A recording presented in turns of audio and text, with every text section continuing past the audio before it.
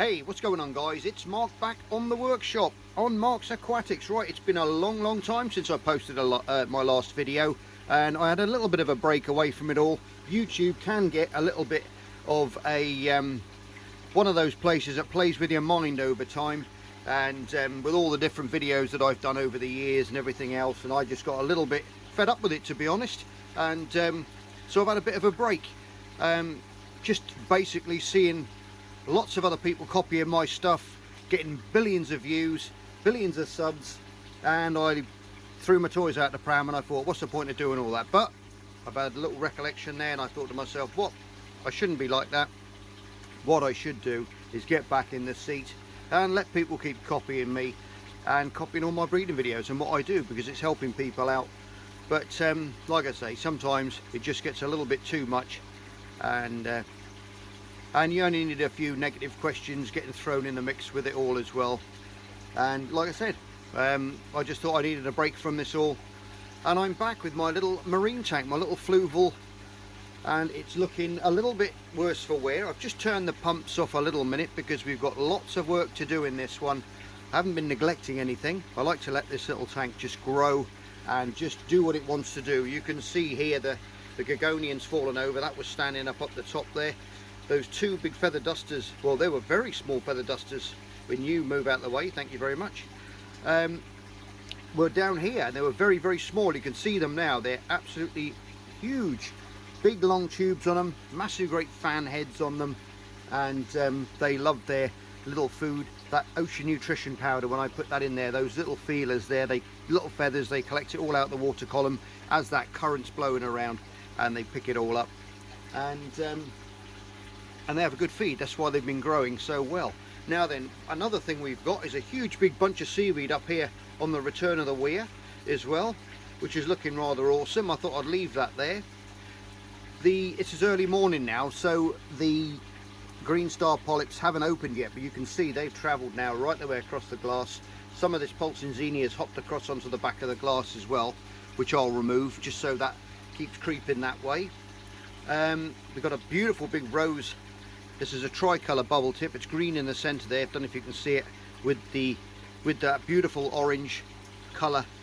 And believe it or not, the clownfish don't host it at all. They prefer to swim in amongst the pulsing xenia, and they've hosted that, so they keep going through that, keep moving it around, and it seems to be quite happy. We got our little chili coral down there. He's not doing too bad. I lost a turbo snail, but I've left the shell in there because there's a hermit crab that is always on the grow, so it'll be a little home for him one of these days. Got quite a few Astorina stars, as you can see around the place. They basically just feed off algae. They can be a problem sometimes, but with obviously multiplying in a bigger reef, they can be a problem. Obviously harlequin shrimps will sort that out, but then when they run out of food, they're going to die, so you've got to keep feeding them or get some more if you want to clear them out. Now the green star polyps, as you can see, it's gone right away across the glass at the front here. So now what I'm going to do, I'm going to actually run, I've got a scalpel, and I'm going to run that scalpel all the way down there very carefully down the glass, and basically just peel it back, and it'll just peel straight off of the glass. And basically I'm going to put it over that side. We've got another piece here which actually just broke off, and it's decided I'm going to go there, and that's creeping along on the substrate. We've got another piece right in the corner here, and there's another piece further back. What else have we got in here which is a bit, oh there we go, we've got some Aptasia here. We've got 1, 2, 3, I can count 4 over the other side as well, so we're going to have to get in there and put some of the old Joe's juice on those guys and get rid of those, because they can get problematic. But the bubble tip anemone is absolutely stunning at the moment. Because it's early, he's normally around this sort of size in here when he puffs back up, and it's starting to split as well, so it's going to split into 2, which is how anemones they separate. They go in the disc right through the middle, and they'll just separate slowly, and they'll into 2. One will crawl away, and then we'll have a nice other one which we can take off, or maybe it'll go around the back somewhere else. I don't know if you can see the tentacles there at the back from the sandflower anemone. That's a nice little chap in there as well. I've got a few more bits now I want to put in there. I put that stone in there as well, because what I wanted to do is hopefully I thought the clownfish might breed on there, just to keep them happy. They haven't bred again since they've been in this tank. Whether or not they're too old now, I don't know, but they are very old pair. I can't remember exactly, over 10 years old. So so they may have packed in breeding. He still bullies her around and she does the same to him. They're waiting for some food as we speak. In fact, I'll put a little bit in there for them now while you're here.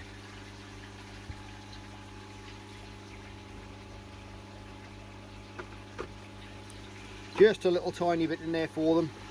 I've got to get some more food at some point as well, but they'll be taking that off the surface as it sinks down. I turn the pumps off when I feed them because they tend to find it easier, and they collect most of it up then because it sinks nice and slow. When you've got the pumps turned on, it blows it all around the base and it can get caught up under places, and then you're going to end up with higher levels in your tank. But I think while that while the GSP's asleep, I'm just going to trim it down here and peel that bit off. I'm going to stand him up, going to remove that stone there, and I think I might move a couple of other bits. So some of that pulsing, no, some of the pulsing zinnias moved down here as well, so I'm going to have to remove that. I think some of it's actually attached to the tube worm casings as well, so we can't remove that because they're very, very delicate. You can see that fan worm just opening up now. Look at that, absolutely beautiful. They're huge now. They were tiny, tiny little guys when I first found them in there. I didn't put them in there, I just found them in there, and they've done really well. So what I'm going to do now, it's a bit difficult to film this little tank in the workshop. Hope it's not too noisy with my koi gear going. But we're going to trim that off, leave that seaweed, because that's harbouring loads and loads of microlife in there as well. And we'll just remove that.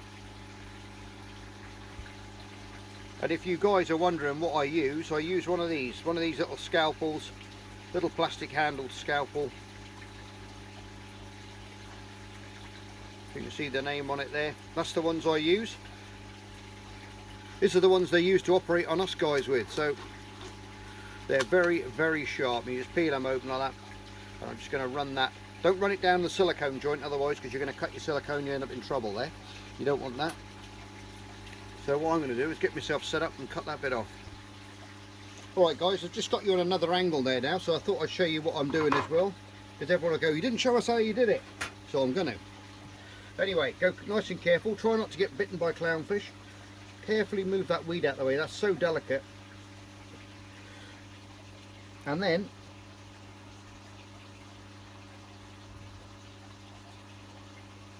find your corner. You'll have to move that a minute.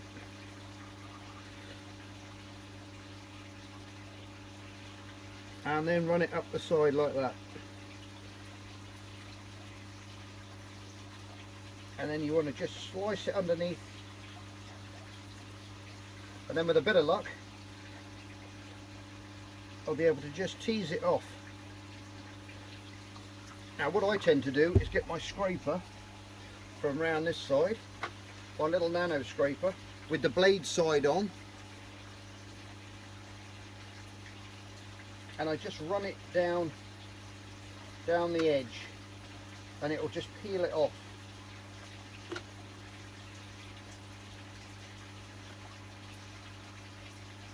You might get a little bit come off, but not to worry, because that will self-seed somewhere else. And you just keep going in on the side, and then you'll see it'll all just flap off like that, see? And if you can see that now, that's all come away from the glass. And then I'll get my tweezers.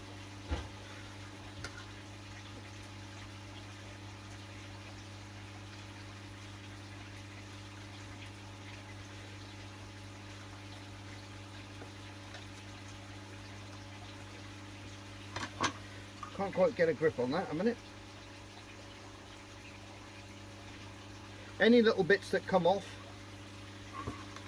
just take them and put them on the side, and they'll reattach themselves. I've got to be careful here because of this seaweed. I don't want to damage that. I think I've got it there. I wasn't all the way through, but now I've got through it.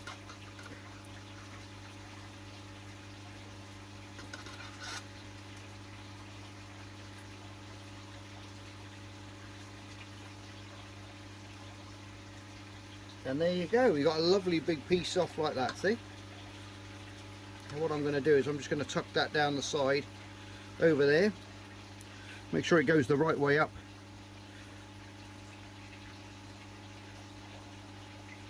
I'll show you that in a minute, but as long as it's touching the glass, you're going to be okay. That should do that. Okay, right, that's that bit done. As a matter of fact, there's a little long bit there which is just coming off. I hope you can see okay. Another little bit there. Right, that looks pretty good. I'll just take you around this side again now. And now we've got a nice fine cut up there, a little bit there which I've got to get off, and I've put that other bit down there, and that's going to start coming up that side of the glass now. Bit of a messy project. You're going to get a little bit of milkiness in the water as well when you cut through the green star polyps, but not to worry, your filter will soon clean that back out again. You could also put a little bit of bag of carbon in the back in the chamber as well, which will take out any toxins or anything like that which is released into the water, okay, and that'll take that out and clean your water up as well. I don't tend to use carbon as a staple in this tank, but when I do work like this I always put some in afterwards just to make sure everything's cleaned out and it polishes up the water, and then obviously a little water change after that, after every job you do.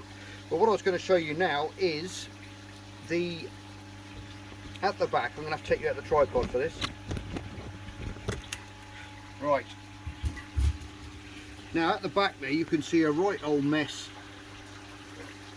of green star polyps which have absolutely encased here. I've moved that seaweed out and there as well.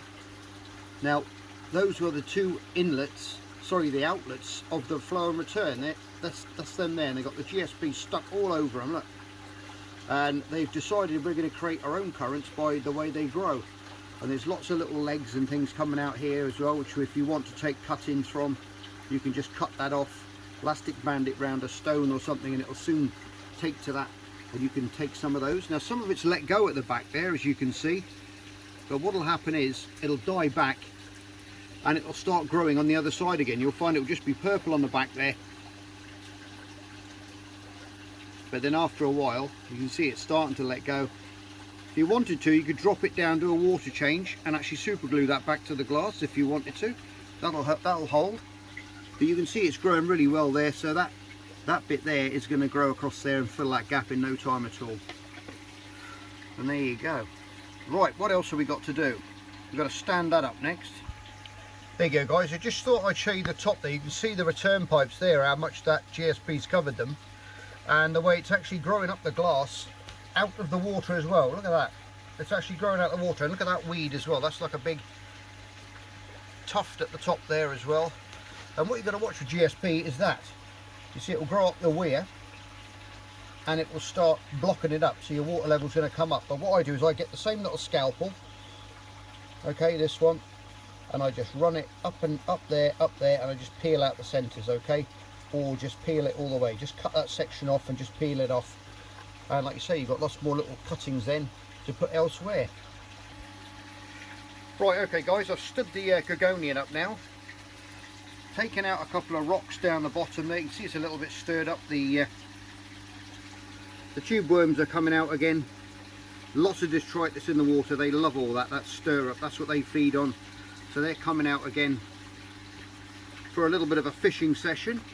Got a bit of Cheeto in there as well. I'll just grab that out, because that stuff will go absolutely bonkers in there. It should be in a sump. I think you can see it there. We'll take that out. I can put that back in coral room. But yes, some of that stuff, I hope it's not too glary for you, but a lot of pulsing xenia has actually attached itself to the tubes now and around the bottom of the tubes. You can see another purple anemone at the back there I've got. I'll wait till it clears up a bit and I'll show you that one again. I've just moved the rocks around. There's that piece there, just touching the sides now. That's going to start creeping up the side. I'll probably take a few of those Asterina stars out as well, just to keep the numbers down. My big anemone there's gone in, he's sulking now. A piece of the green star polyps there as well. I can also put that somewhere else. And I've got a few more nice Zoa rocks, I think, which I'm going to put in there as well. There's my little mate, little hermit crab. See him right in the centre of the screen there? He's happy. Lots of new ground, and I've just seen a nice big bristle worm in there, which I think I'm going to get out. So I don't know if I'll do it with you here. I might be able to see him. There he is. Look at that. Big naughty bristle worm. Now, as you can see on the legs, a lot of people freak out when they see these guys. I'll just bring him out, put him on the workshop top. Now, a lot of people get freaked out with these bristle worms. They got like urticating hairs, which is like tarantulas have got on their back when they flick them up. And in the tank, I don't know if when you play around in your tank, you'll get itchy on your hands. It's basically very, very fine hairs they've got covering the legs, and they break off and they'll get into you and make you itch. But look at the size of that guy. That's the size of him compared to my tongs. He's quite a big one. He's been in there for a while. But you're out of there. And there'll be lots of other little ones, I'm sure. But I'm glad I come across him. So I'll put him in the bucket of doom. You can go. Sorry, buddy. But there's a place for you somewhere else. I've got another tank. I won't kill him. I'm going to put him in another tank, which I've got a couple of other bits in. He can live out his days in there, but I don't want him in this tank. Got a nice little toxic green cabbage there, right in the centre of the screen. Little frag, which I didn't even know was in there. And also, if you look under, I'll just turn the main shop light off again. If you can see through all that rubbish, oh no, it was better with it on. Let me get my torch. There, look.